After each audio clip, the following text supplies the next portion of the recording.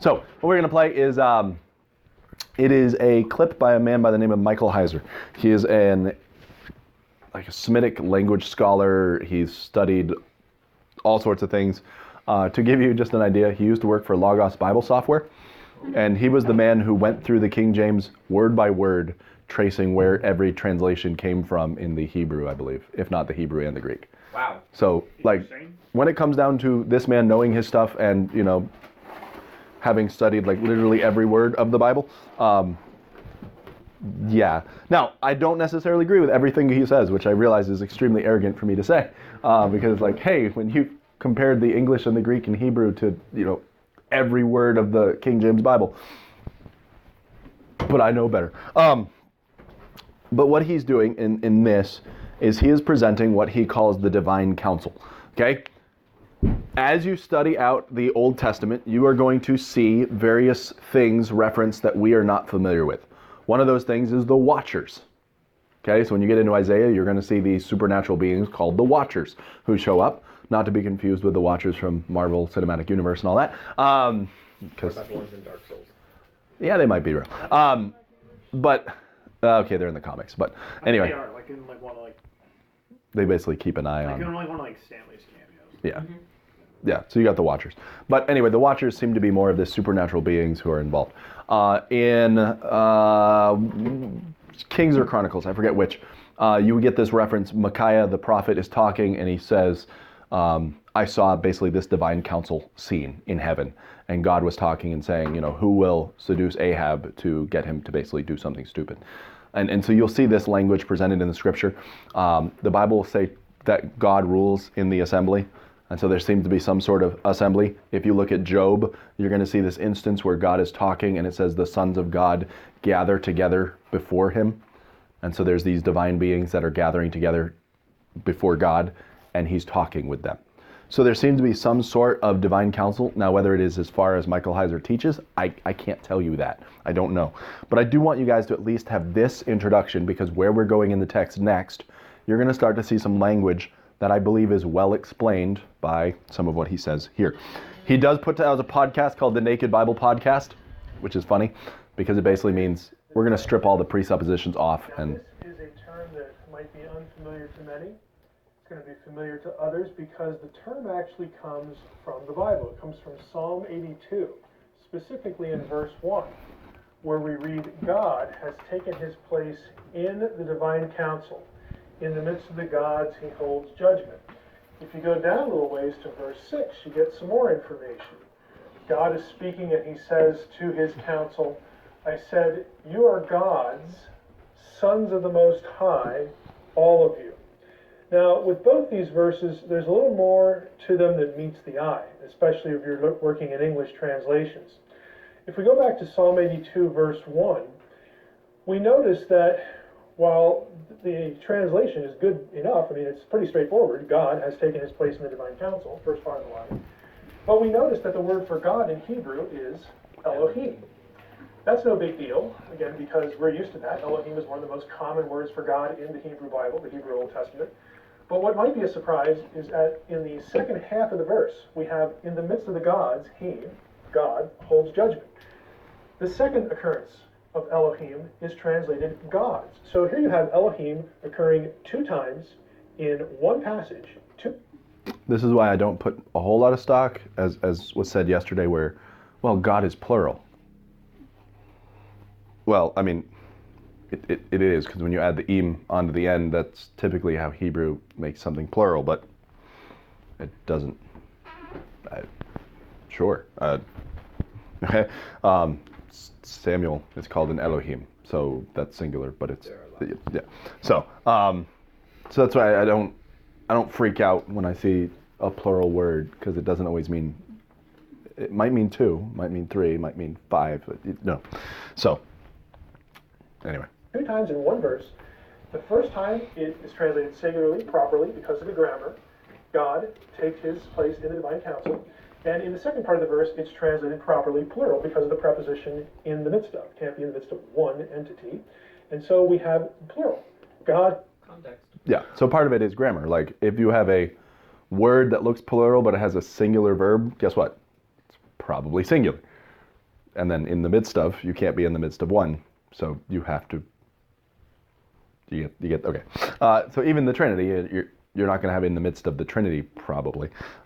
And he'll explain why it's not the Trinity later on. God has taken his place in the divine council. In the midst of the gods, he holds judgment.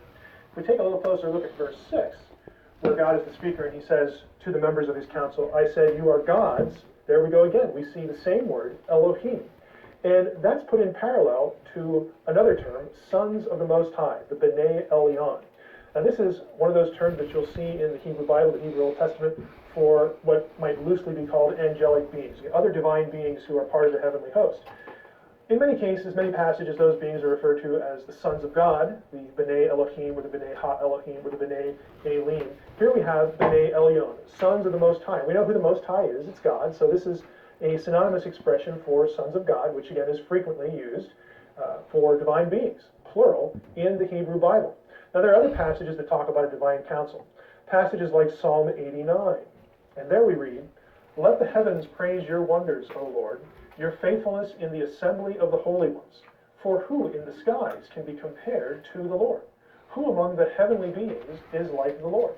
A God greatly to be feared in the council of the holy ones, and awesome above all who are around him. Again, there's a little bit more to look at here in this verse as well, specifically in Psalm 89, verse 6. Now, we again can read very straightforward in English, makes good sense, for who in the skies can compare to the Lord, can be compared. And then the next line is, who among the heavenly beings is like the Lord? Well, notice again, heavenly beings is very obviously one of those stock expressions for divine, as in plural, divine beings who work with God, who are part of the heavenly host, who are part of the divine council. Who among the heavenly beings, the Hebrew is B'nai Elim, who among the sons of God is like the Lord? Of course, the rhetorical response and the rhetorical answer would be nobody. Now, another passage is 1 Kings 22, specifically verses 19 through 23. But if you're not familiar with the backstory of this passage, in this passage, in this chapter, the wicked king of Israel, Ahab, is trying to convince Jehoshaphat to go with him to a battle. And Jehoshaphat would like a word from the Lord. Should I go or should I not? And so finally, after listening to the prophets of Ahab, again, the prophets of Baal, essentially, Jehoshaphat says, hey, isn't there a prophet of Yahweh around here? And they summon Micaiah, and Ahab says in the passage, I hate this guy because he never tells me what I want to hear. But nevertheless, Micaiah shows up, and this is what we read in verse 19. Micaiah said, therefore, hear the word of the Lord. I saw the Lord sitting on his throne, and all the host of heaven standing beside him on his right hand and on his left. And the Lord said, who will entice Ahab that he may go up and fall at Ramoth Gilead? And one said one thing, and another said another. Well, who are these guys? Then a spirit came forward and stood before the Lord, saying, I will entice him. And the Lord said to him, by what means? And he said, I will go out and I'll be a lying spirit in the mouth of all his prophets. And he, God, said, you are to entice him, and you shall succeed. So what we have in 1 Kings 22 is a divine council meeting. We get a glimpse, sort of behind the veil, as to what's going on in heaven. Now, God has decreed that it's time for Ahab to die. But what we see in 1 Kings 22 is he allows the members of his council, the members of the divine council, to participate in how that decree will be carried out. And you'll notice in the passage that these are not idols. These are not men. The members of the heavenly host, the members of God's council, are spirits. Because verse 21 said a spirit came forward and had a suggestion. So we're not dealing with something really, really weird, like humans reigning with God in the sky. We're dealing with the heavenly host. We're dealing with the divine council. A council. The reason he says that, just a little context, there are people who say Elohim is a term for human rulers, based on in Psalm where it talks about God ruleth in the council and, you will die like men. And so they're like, oh, well, clearly that's just referencing human rulers then. Okay, but they're never called gods elsewhere. So that term Elohim isn't, to my knowledge, ever used to refer to humans.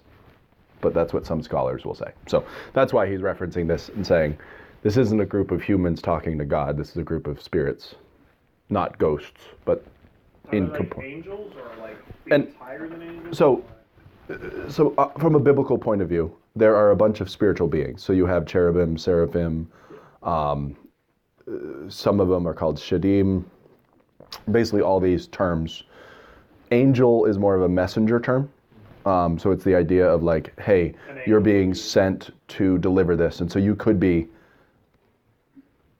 if you're like a cherub being sent to deliver a message, then you would be an angel, because that's kind of the idea of this angelic messenger. Well, I'm just saying the So, generic term. yeah. So angel isn't so much a, if you want to think about like a species, it's more of a job description. Whereas something like a seraphim or a cherubim or those type of things, those could actually be the like species designations, if you want to use that term. And so you'll have various creatures who will have different descriptions in the Bible. Those are the what we call angelic beings. But even as you get into some of the terminology for other creatures, so Shadim is what we would normally call demons, but in a lot of ancient contexts, they weren't good or bad. It was just kind of a description. And then as you get into the New Testament, demons becomes more of a negative term. So there's a lot about angels and those type of spiritual beings we don't understand because the Bible doesn't talk about them a whole lot. Or if it does, it just mentions them in passing and you're like, what is that? Like, I want to know what that means. And some of them are specifically referencing some of the cultures around them who would have had various creatures or supernatural beings. And so there's some of this, like seraphim, I believe means shining one, but it also comes from a certain word that could mean serpentine. And so there's certain descriptions that we're not quite sure what that means because we don't know quite what root it came from. So as we get into like the Garden of Eden, you're going to start seeing certain language used for some of these spiritual beings that you're like, I think I know what that's talking about, but I'm not positive. Because again, a lot of it is based on, we think it's based off of this word here, but we're not positive. So it could be a description of what it looks like. It could be a description of its color. It could be a description of its power. Like, who knows? But yeah, angel, I think a lot of times it's good to kind of translate that as a job description of a messenger, specifically a spiritual being. But there are times where the angel of the Lord is speaking specifically about God. Like, you know, and so we'll cover that if need be. That Psalm 82 says are composed of plural Elohim. Another passage is Daniel 7. Now, we're familiar with this one because it's the famous Son of Man passage in the Old Testament that gets referenced and applied to Jesus when he's on trial before Caiaphas. But if you'll notice, in this passage, we read something interesting in verse 9. Here, Daniel 7, verse 9. Daniel says, as I looked, thrones, plural, were placed, and the Ancient of Days took his seat. His clothing was white as snow, and the hair of his head like pure wool, and his throne was fiery flames. Now we know who this is. This is God. The fiery throne with the wheels, Daniel goes on to describe. It's the same description as we get in Ezekiel 1, where God is on the throne in Ezekiel's vision. This is God seated, but there are thrones, plural. And we know that it's not just two. The Son of Man isn't seated, because the Son of Man will come to the Ancient of Days and then receive everlasting dominion. Later in the passage, we actually read that the court sat and, again, helped God to render judgment. So the divine council, again, participates in what's going on with God's decrees. So that's a brief overview of what in the world is this thing called the divine council. And in more familiar language, it's the heavenly host. But we need to pay attention to what's going on in Psalm 82:1, where the academic term really comes from. Psalm 82, verse 1, God, Elohim, takes his place in the divine council, and in the midst of the gods, in the midst of the Elohim, plural, he passes judgment, he renders judgment. Now, that raises all sorts of questions in the minds of a lot of people, so next time we get together, we're going to ask this question and, of course, answer it. Are the gods the Elohim of the divine council? Just humans? Now, I've already alluded to where I'm at on that question. The answer is going to be no. But you would be amazed at how many times you will read that in commentaries, especially New Testament commentaries when you get to John 10, because Jesus quotes Psalm 82 in one of those scenes in John 10. And every commentary on the Gospel of John I have ever seen, and I've seen a lot of them, says that the gods of Psalm 82 they're just people. They're just people. They might give you the other views, but they're just people. Nothing to see here, citizens. Nothing unusual going on. Well, that just isn't the case. And next time, we'll consider that question. But in the meantime, I hope that you will get my book, The Unseen Realm. It's available. Yeah. So. Diamonds are so fake. I don't need them. Leave them for me. Leave them for me. I will. Okay. So that is just something to kind of keep in mind. So Michael Heiser's interpretation, so where he's going, and some of you already know this, his view is that the divine council are supernatural beings, so spiritual beings, and that they were, basically God took Israel as his inheritance and said to the divine council, basically, you're going to rule over these other nations and do it well. A lot of those supernatural beings basically took the worship for themselves. And so his point in Psalm 82 is saying, God's going to destroy them for it. And he's like, you guys basically were supernatural and immortal, but you're going to die like men because of what you did. So that's his interpretation of that whole passage. The whole book goes into it. It's really interesting. Like I said, I don't know quite where I fall, but I do believe that there are supernatural beings. I do believe that some of these false gods probably were really supernatural beings who probably went the way of Satan and fell. Now, how much power they had... Would they have fallen at the time of the fall of Satan? Because, like... I feel like that's what we always were taught. That's what we were always taught. Is that it's like Satan's cast out, and then everybody else, and then everybody else that's still there is good for. Yeah, and I don't know that there's a biblical place we could go. I've heard that before. What they say is basically you're kind of locked in. Like once that decision was made, everyone who stayed, and everyone who left. And now I would agree. Like once you leave, you're done. There's no redemption for you as an angel or a spiritual being because Christ didn't die on the cross for you. You're not. There's no redemption for you. But as far as the rebellion, I don't know that they were locked in place. Like it wouldn't make sense. I don't that see they why. Would be, yeah. Because if that choice was given to, like, it was given to Lucifer, like, why should it be any different for the rest of them? Why And he even goes so far as to say there's nothing supremely special about Satan. He basically just happened to be the first one who did it, and he's like the chief rebel. Yeah. So if you study it out, Satan was most likely something like a cherub, which it was a very powerful position. He's very honored, and he fell by his own pride. But there's nothing saying that he has like a ton more power than any of his forces. He just happened to be the chiefest one.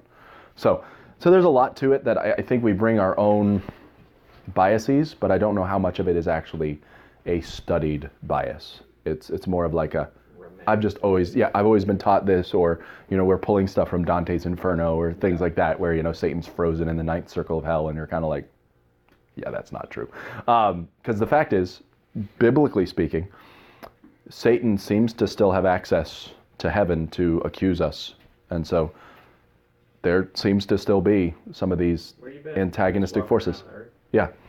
So there's just some stuff there that's a little bit, it takes a little bit more thought, that Satan seems to be this chief rebel who can still, because in the times of Revelation, it implies that that's when he's cast down for good, like get out of here, and that's when he takes his rebels with him. So there's some stuff there. And another thing that I would go to and say, I kind of buy into this idea that there are divine beings that have had some reign over certain areas. When you see Daniel praying, the Bible says Daniel prays for a whole month, and finally Michael the archangel shows up, and he says, I was dispatched.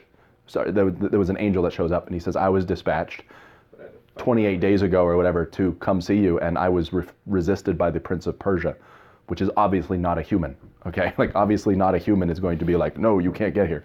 And so there's obviously a supernatural battle going on, and he says, I needed to go get Michael to help me. And so there's obviously this spiritual warfare going on just to deliver an answer to prayer. And that's stuff we don't pay attention to a whole lot, but there's obviously this... I really never thought about the idea of like there still being, I guess you could say, God delegated rule to good beings, and then they rebel. I never really thought of that, because like obviously, like he can do whatever he wants, so he could have given rule to an already fallen angel over something. And that's the thing is he does that even with us, where there are areas that we have supervision of, and it's like, well, why did God do that? Well, because he wanted to.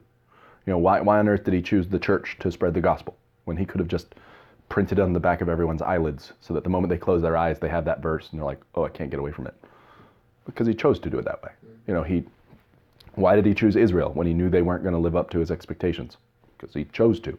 So there's a lot of stuff in the Bible that we look at and we go, I don't know why you did it that way. And it's, well, because he's God and he chose to. So there seems to be some of that where, perhaps some of these false deities were actually supernatural beings, and maybe that's why people worshipped them, because they had supernatural power. And maybe that's, so again, just some interesting connections. I'm not saying that everything he says is true. I don't know, but it is an interesting way of looking at it, and it does seem to line up with the scriptures. Again, if you have problems with that theory, please bring them up. I'd love to interact with it and kind of, what are you guys thinking? Because I'm not here to just be like propaganda and change everything you've ever heard. But we are going to go a little deeper than you're used to, hopefully. All right.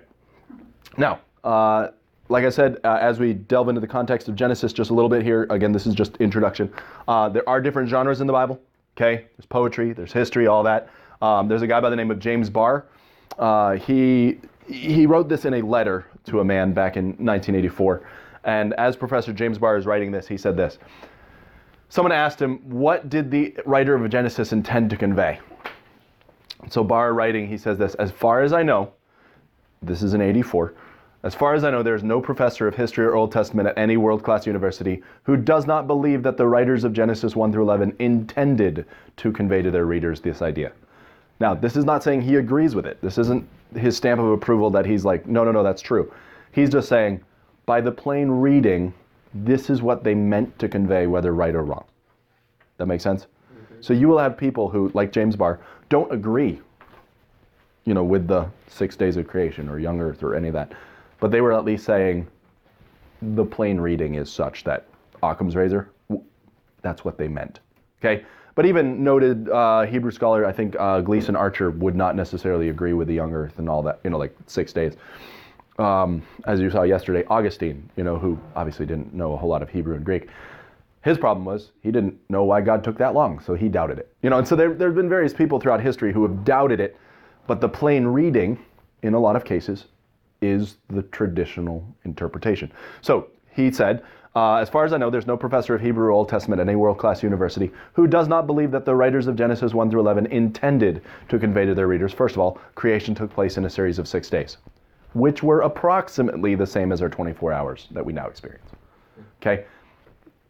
I repeat myself, I know, but I just want you to understand, like when I say normal day, that's what I'm implying. But the Hebrews and other ancient cultures were not as concerned about every hour being accounted for in that, like they didn't have watches. It was various other ways to keep time. Okay, so it was rooster crowing or sunset, sunrise, things like that. It didn't so much matter, oh, this is exactly 8 hours. Not the point. Okay, so it's approximate, but we can err on the side of, yes, it was a 24-hour day as opposed to 1,000 years. We get what it was trying to imply. The figures contained in Genesis genealogies provided by simple addition a chronology from the beginning of the world up to the later stages of the biblical story. So these people put together a chronology, these genealogies, they were intending to imply a constant flow of person from one to another all the way throughout history. That was what they were trying to do. Now, as you compare genealogies, there are times where there are people missing, where it skips from grandfather to grandson.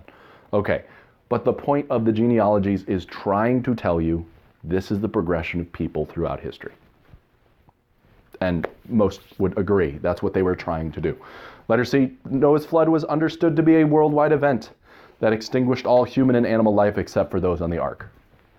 So again, he's just getting to the point to say, the plain reading of the text is that, whether you agree with it or not, whatever, but that's what the author was trying to get across.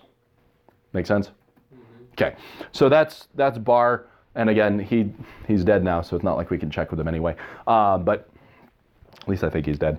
But these are some of the things. Now, it's not saying scholars are going to necessarily always agree on the interpretation of these passages, et cetera, et cetera. But to the author and to the original readers, this would have been the implication. This would have been the natural understanding.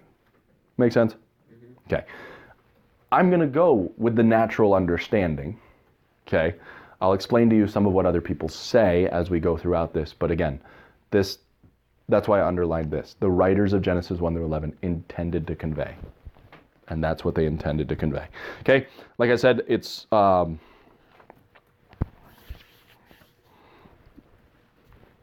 we go through this material, there's going to be parts that, we got to dig a little deeper in. But we're going to try to apply Occam's razor as often as possible. Okay, If you need to see that quote again, I can come back to that slide in the future. But then, this quote is also a criticism. So again, he's not, like I said, not saying he agrees with it. He's just saying the Hebrews believed it. Okay, he's not saying this is true. Okay, so I will quote scholars who will admit that is the plain reading, but they will also admit I don't agree with the plain reading. That doesn't mean they're necessarily a heretic. There's a lot that goes into those decisions. Okay, now remember the context is directly talking to the children of Israel. It's indirectly things written for our admonition. So the Bible will lay that out. It says these things were written for examples to us. Okay, we can learn from it, but it's in a language and a culture of a foreign nation, so keep that in mind. All right, Middle Age drawings, etc., because of this reason, are very anachronistic. I will use that term every now and then. Anachronistic basically means it's outside of history, as in you will see King David in medieval armor riding toward a castle, because the people who lived at that time period barely got away from their area of where they lived, so they would have had no idea what Hebrew culture looked like. So to them, if David's wearing armor, that armor probably looked like mine. Probably not. So it's kind of fun sometimes to look at ancient art and kind of go, ha, that's neat. So here's one of Mary Magdalene doing a kung fu lesson, apparently. And so this is the painting Touch Me Not. And it's Jesus telling her not to touch him, but it really looks like they're doing like kung fu moves. And you can tell they're probably not wearing authentic Hebrew garb. And she's holding an urn for some reason. And there's some angels inside that really tiny crypt. It looks like they're playing dice or something. I don't know. Everybody holds an urn. That's what makes it art. Completely normal. If you have a cherub or an urn. I have an urn in my room. That's a little creepy. He doesn't have an urn. Okay. So Random. I just, When you're looking for I don't know what this painting is supposed to be. Like, I enjoy it though. It makes me smile. Magdalene Kung Fu. So there you go. All right. Now, things to watch for. Throughout Genesis, you're going to see a few words that show up all the time. First one is the term beginnings. It may not actually be the word beginning, but you will see beginnings of everything. All right. Repeatedly throughout the first 6 days of creation, it is the creation of light, the creation of the planet Earth, and where that term Earth came from, and the heavens, and the stars, and the moon, and the sun, and the sky, and the grass, and all sorts of beginnings all over the place. In a way, Genesis, some people call it the myth that is true. All right, Genesis is this idea. A myth is a traditional story, especially one concerning the early history of a people or explaining some natural or social phenomenon, typically involving supernatural beings or events. That does not mean it's fake, but the term myth can easily be applied to Genesis. Every now and then when I'm talking, I have to catch myself so that I don't use the myth term around people, because not everyone understands that myth doesn't mean it's false. So I think even yesterday when I was teaching on it, and I had to kind of catch myself to be like, the Hebrew myth, the Hebrew creation account, it's like, because myth basically is supernatural origin story, which admittedly, Genesis is a supernatural origin story. Nothing wrong with that. Just most people don't understand. So I don't use the term myth around people. But it is a myth. It's just not fake. So we use the term myth nowadays to like urban legend. Like that's kind of the connotation that we have. But that's not what it strictly means. Myth is a traditional story, which Genesis is, especially concerning the early history of a people or explaining some natural or social phenomenon, which it does, typically involving supernatural beings or event, which it does. So it's a myth, but it's not fake, okay? So that's just something to keep in mind. We see the beginnings of the world. We see the beginnings of humanity. These aren't in your notes, by the way. World, humanity, animals, marriage, sin, punishment, death, languages, nations, etc. All of that is included in Genesis. So you're going to see this idea of beginnings. Now, as we continue, you're also going to see this word, not in English, but you're going to see this Hebrew word show up all the time. This is in your notes, but it is this idea of Toledot, which is the idea of these are the generations of. Okay? So as we study out the origins of these things, this is going to be the origins of this, and then that, and then that. So as we go throughout this text, you're going to keep seeing every few chapters this idea of the generations of. Okay? So I want you to almost imagine as we deal with the generations of, it's almost like a new footnote in the book to say, all right, we've covered this group of people, now we're hopping to this group. And now we're hopping to this group. And now we're hopping to this group. It's almost like a new section of the family tree. And so throughout the book of Genesis, you're going to keep seeing this Toledot, Toledot, Toledot, Toledot, Toledot. These are the generations of. So Genesis 1:3, I believe, is the first time you see it. And it's going to say, like, these are the generations of the heaven and the earth when God made them. Okay. And then it's going to be, these are the generations of Adam. These are the generations of Cain. These are the generations of Enoch. And it's just going to start laying it out. And so it's this idea of Toledot, and you're going to keep seeing it throughout. Okay? It is a Hebrew word. The expression means these are the generations of. And again, Moses is going to use this term all over the place in order to point out and narrow the promise from Abraham all the way down. Okay? So it goes from Adam, narrows it down to Abraham. Every now and then it's going to take like a little side shoot to talk about this guy over here. You know, like, oh, this is what Enoch's been doing. Because it's going to come into play later, you know. But most of the time, you're going to see it as it narrows person to person to person to person to person, as it traces down throughout history. Okay, and so you're going to see this one. I believe Genesis 1:3 is the first time you see this, but Genesis 1 and 2, verse 1 and 2, are just kind of an introductory phrase. Okay, the word itself seems to be a signature, kind of telling us like who originally wrote the previous section or the section to come. Not a foolproof explanation, admittedly, because I don't know that Adam like wrote stuff down and then passed it to his kids, and they, you know, I don't think Noah went on the ark with like a collection of scrolls written by, you know, his predecessors. I mean, maybe there's nothing saying it couldn't have happened that way, but you know, it just seems to be kind of like this signature that basically says, here's just a little note. You know, these are the generations of so and so. So make of that what you will. This is not something that I hold too hard and fast, but it seems to be a pattern, at least in some cases. Okay, now again, it could be that Moses is compiling all this information that he was passed, or it could be that Moses did research and figured this out. It could be that God just gave it all to Moses and told him exactly everything. But throughout the Bible, there seems to be some sort of research level that God requires of the prophets.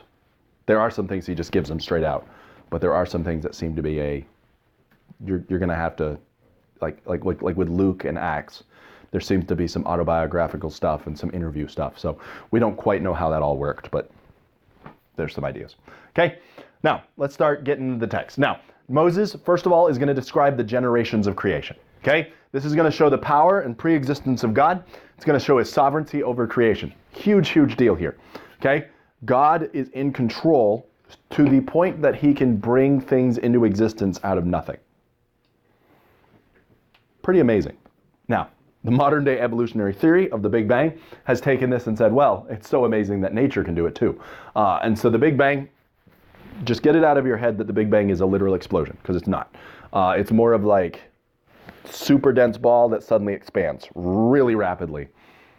And as it expands, things start coalescing over the course of billions of years. Okay, so the Big Bang is not a theory that says boom and then like everything just suddenly comes into being. It's more of a super dense ball of what they call nothing, but isn't nothing, and then it expands out really, really, really, really, really fast. So we'll get into that in just a sec. Now, whether God used something like the Big Bang to draw everything into existence, and so that's why you hear echoes of everything, whatever, I don't know. But the Bible seems to imply that God did it like that. So it wasn't a drawn out process, it was an instantaneous creation. And then from there he instantaneously created again, and from there he instantaneously created again, from there he instantaneously created again. There does not seem to be this dragging it out, or it doesn't seem to be he instantly created everything and then just came up with a week to explain it. Like, there seems to be I'm going to make this, very good. I'm going to make this, very good. I'm going to make this, very good. I'm going to make this, very good. Okay, so there seems to be this literal, take it as literally as you can. He took 6 days to do what he could have done in an instant or what he could have done in a million years, but he chose to do it in 6 days just because. Okay? Like I said, that's part of Augustine's problem, because he's like, why did you take so long? I don't know that day means day, because it seems far-fetched that you would take 7 days to do that. Well, why did God take any time at all? So it's something we've got to be careful of, that we don't second-guess God because he doesn't make sense to us. I think the very fact that God exists and the power that he holds will not make sense to us. So anyway, it's going to show his power, pre-existence. It's going to show his sovereignty over creation. As we continue, it's going to show his intimate relationship with his creation. He's not aloof. Okay, so that's why I use the term eruption as well, because it is like this violent breaking in where he's like, I'm making my presence known. He's not like stealthily like, hey, like, no, like when God shows up on the scene, he shows up on the scene. Like, it is very dramatic. All right, and so there is an intimate relationship. There is a sustaining. A lot of groups like the Deists and stuff would believe that God created and just kind of let the universe run. That was kind of their idea of like, God kind of stands back and just lets things go. But the Bible's going to teach that God has this very intimate, close relationship. He's sustaining his creation with his power. And so that's something to keep in mind. Now, as we keep going here, some things to watch out for. Watch out for God's involvement. So as God keeps stepping in and getting involved, the scope will see God progressively narrowing things down. So it starts off really broad. I mean, literally, creation of everything. And then it starts narrowing it down to humans. And then it narrows it down a little further to a specific group of humans. And then it narrows it down to Noah and his family. And then it narrows it down to a group of people like Abraham. And then it narrows it down to certain descendants of Abraham. And it just keeps narrowing and narrowing and narrowing and narrowing. I bring up the Deuteronomy 32 worldview because if you look in Deuteronomy chapter 32, which if you have a Bible, turn there. If you look in Deuteronomy chapter 32, this is after the Tower of Babel. Like it's describing some of this stuff. And it says here in Deuteronomy chapter 32, verse 7, it says, Remember the days of old, consider the years of many generations, ask thy father and he will show thee, thy elders and they will tell thee. When the Most High divided the nations their inheritance, when he separated the sons of Adam, he set the bounds of the people according to the number of the children of Israel. And so what it's getting at here is God is choosing a specific group of people and saying, I am going to choose this specific group of people to work through, and I'm going to set the boundaries of all these other nations based on whoever's going to rule them. So I am going to choose the children of Israel. I'm going to rule them. All these other groups of people are going to have other rulers, and they're going to have boundaries, and they're not going to be able to overwhelm those boundaries without my permission. And as you look, he says, I am choosing specifically to work.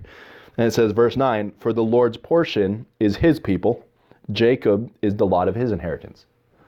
So I doubt this is really how it happened, but it's using the language of like gambling, like the lot. Because back in that day, that was a way you could kind of tell God's will, is by casting a lot, and whoever the lot fell on, that was the one you chose. So for instance, when they're trying to pick the 12th apostle, remember Judas, popped himself. All right, and so when Judas dies, he needs to be replaced. Never heard that image made, huh? So anyway, when they have to replace him, there's 2 guys they choose from, and they choose to cast the lot, and the lot falls on Matthias, and so they say, okay, that's the one God chose to replace Judas. And so this idea, so you kind of see God saying, my lot fell with Jacob. So this, remember, Israel, like that's who I'm choosing.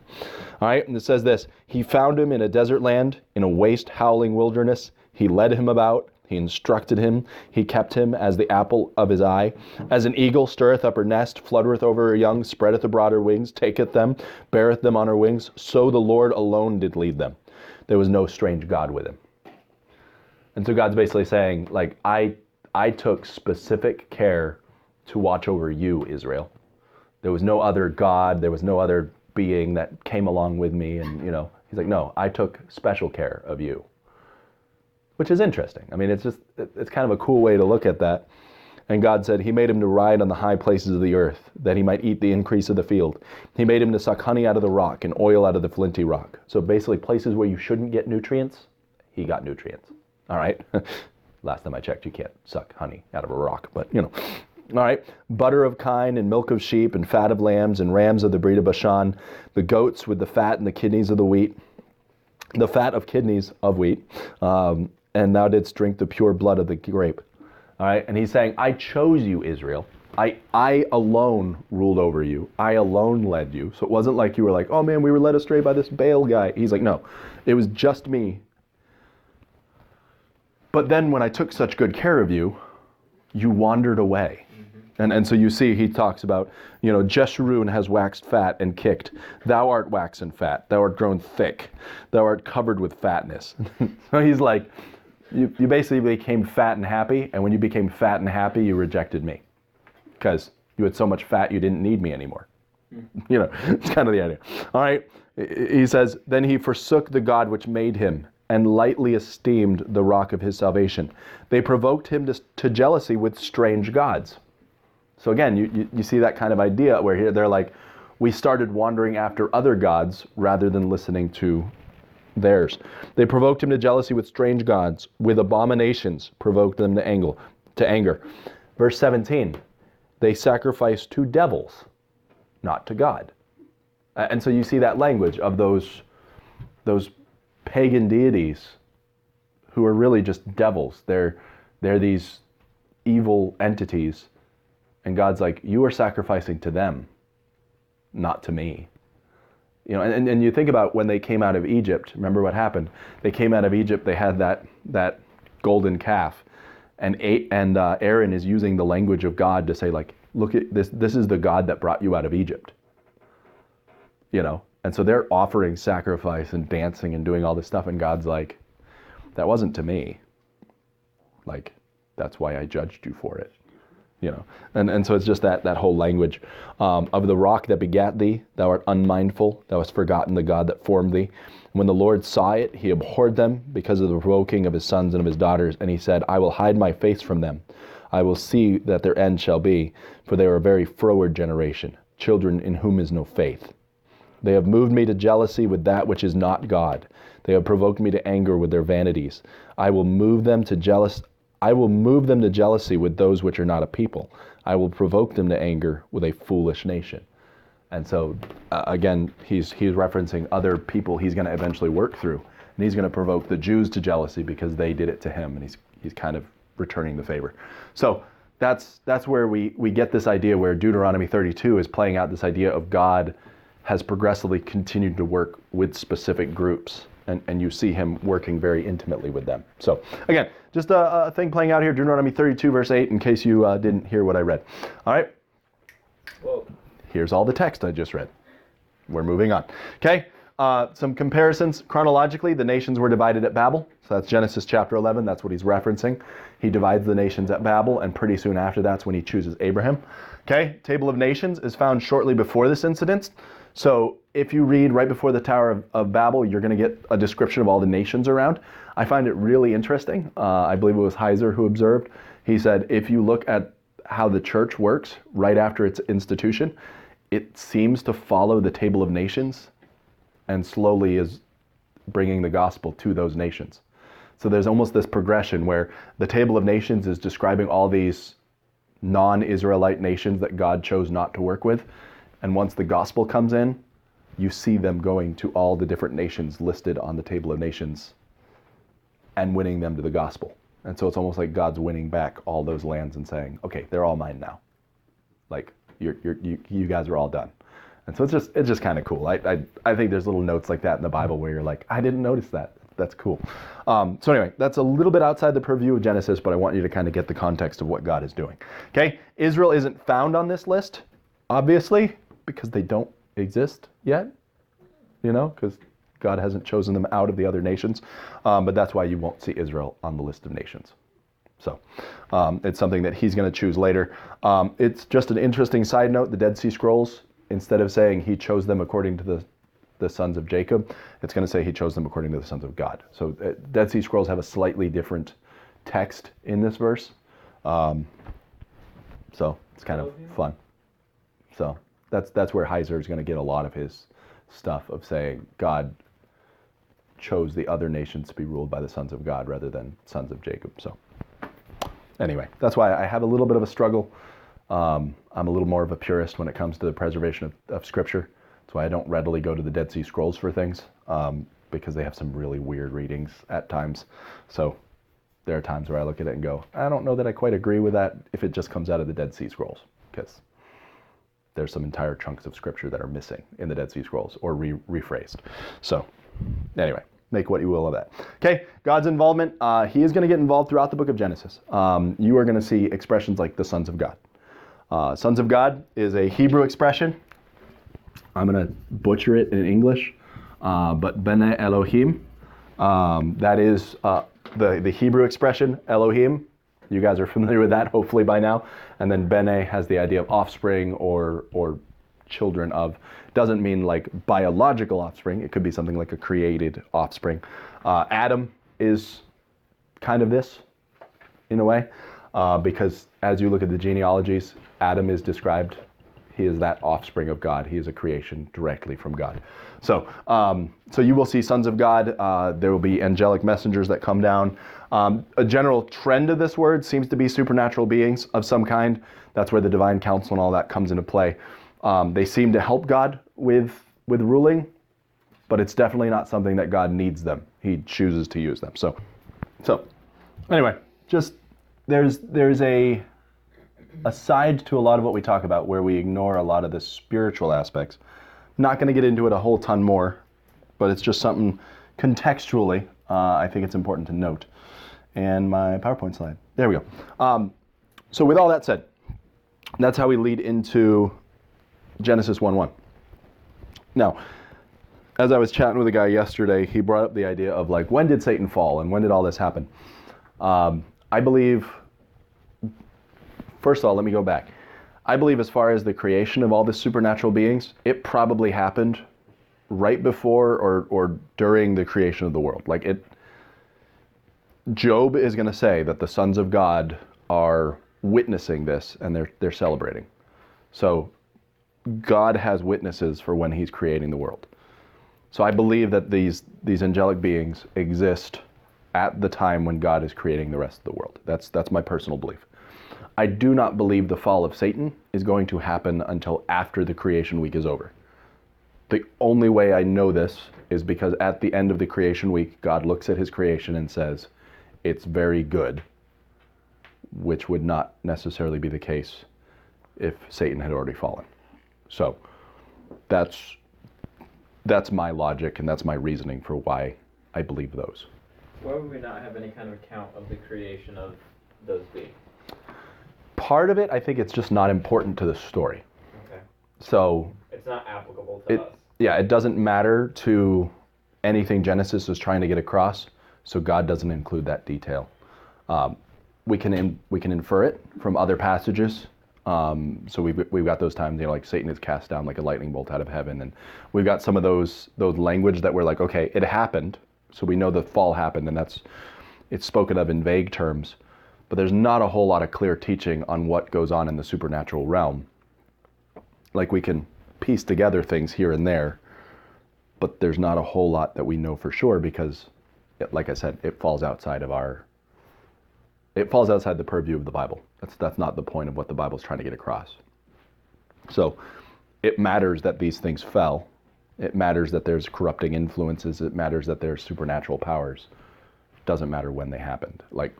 So it could have been years before the creation of mankind. There could have been these supernatural beings. Mm-hmm.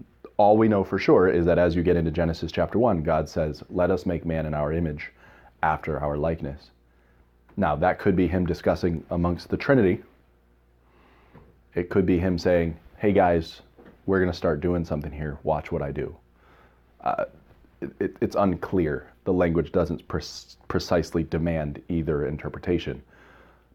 But what we know is that mankind is made in the image of God. So when he talks and says, let us make man in our image after our likeness. So the Lord made man. We know for sure that it was God who actually did the creating.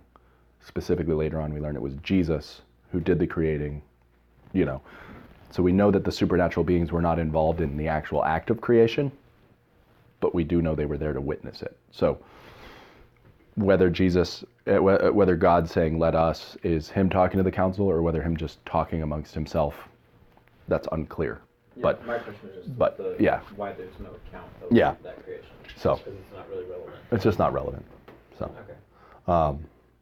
So I know there's a lot of new stuff. It's kind of a weirder topic to start off a Genesis class with.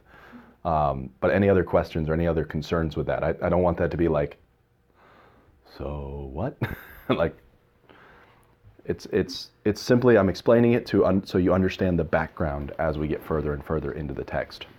So, like, would there be like spiritual beings outside of the divine council, or does the divine council be all of like the so-called angels, like all the? It's I'm not sure. The Bible doesn't really say, to my knowledge.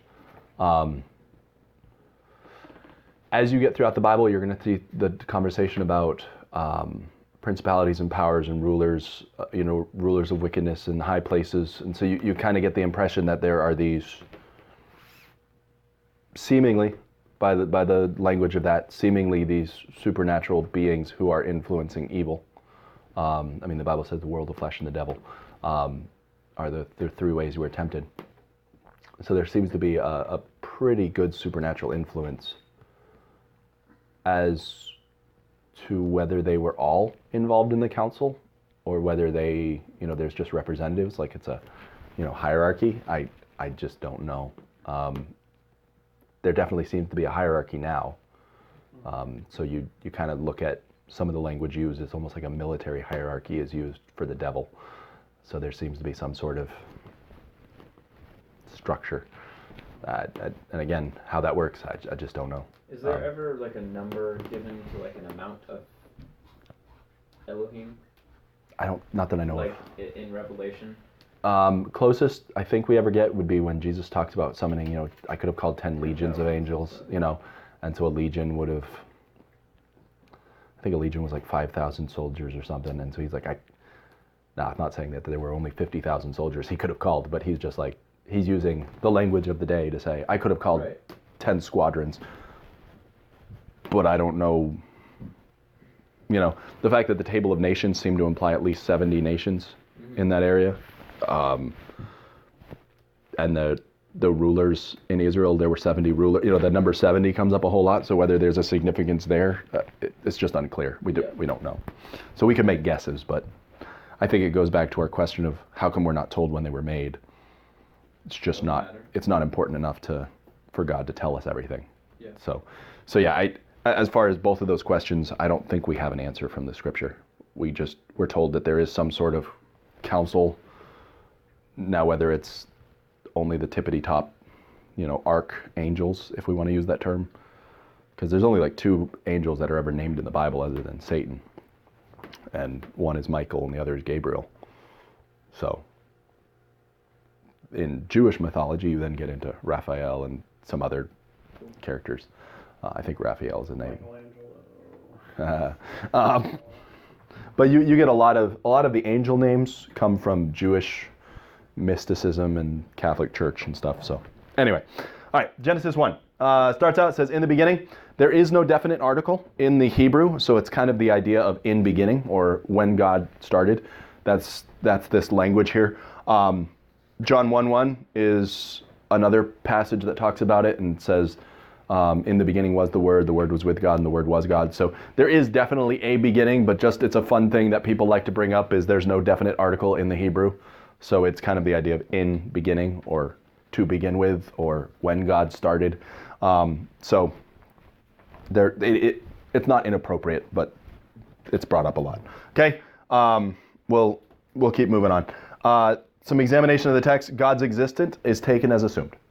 So as we dig into the idea of God existing, there is no proof of God's existence set up. It's just God existed.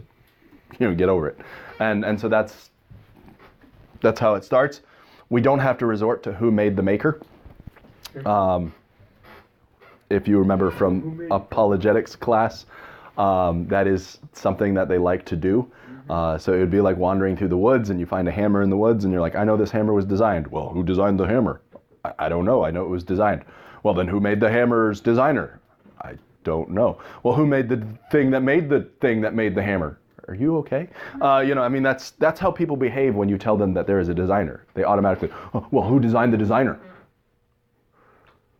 I don't know. There doesn't necessarily have to be anyone.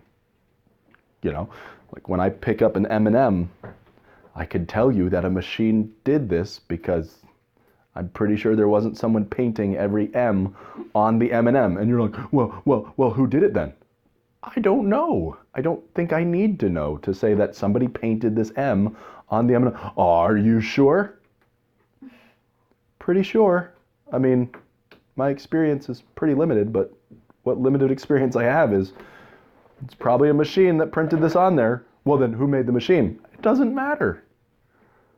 Well, who made the person who made the machine? I don't care. All right? And so that's the thing. Like the Hebrews, they're not really concerned with where did God come from. They're just going, God exists.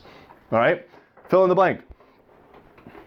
Pop quiz from last year. Extraordinary events require... Extraordinary evidence. Wrong.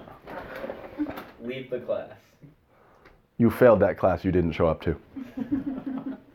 Okay. Almost in my mouth. I know. I forget what it is. Well, It's yeah. not normal evidence, because that's too easy of a word. Ha, If ha, you said ha. extraordinary, you fall into a typical trap. It sounds like a card So- game, like you drew that card. So, fill in the blank. Extraordinary evidence requires blank. Extraordinary events require blank evidence. If you said extraordinary, you have fallen into a typical trap.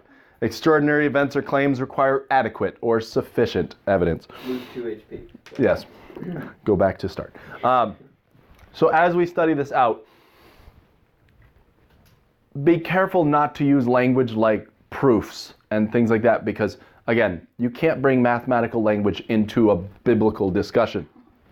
A proof is a mathematical thing, okay? It requires a level of precision that written documents just don't have, all right? So if you are looking at evidence and you're saying, well, prove it, we really can't. Not in the sense that the word prove it demands. We can give you sufficient evidence, we can give you reasonable evidence, we can give you enough evidence to justify our belief, but again, we're never going to have that 100% proof because that's the realm of mathematics, okay? That's like proving a triangle has 3 sides. We can do that definitively, okay? There are certain things you cannot go outside the realm of geometry and prove, all right? So just be careful. Now, as we get into the whole idea of creation versus evolution, which is going to be our first major subject we discuss, you need to remember the audience. Who is the audience of Genesis?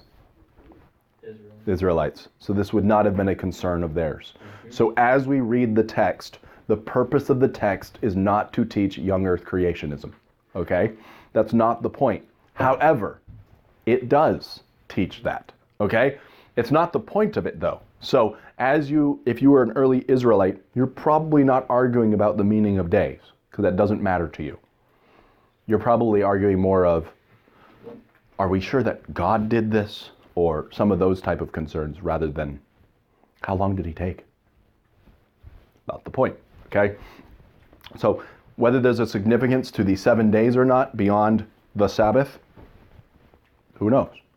But that seems to be its primary thing because throughout the Bible, it's going to keep referencing the 7 days as remember, God did all of his work in 6 days and he rested on the 7th. That's the Sabbath. Remember, don't do work on the Sabbath because God didn't do work on the Sabbath.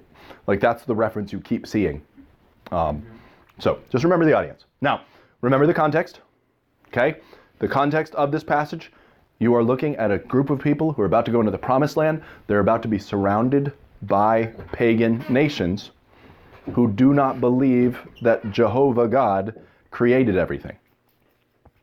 They are going more of the idea of, well, Baal, or whoever that God is, he destroyed this chaos monster by the name of Leviathan and ripped it to shreds and used its part.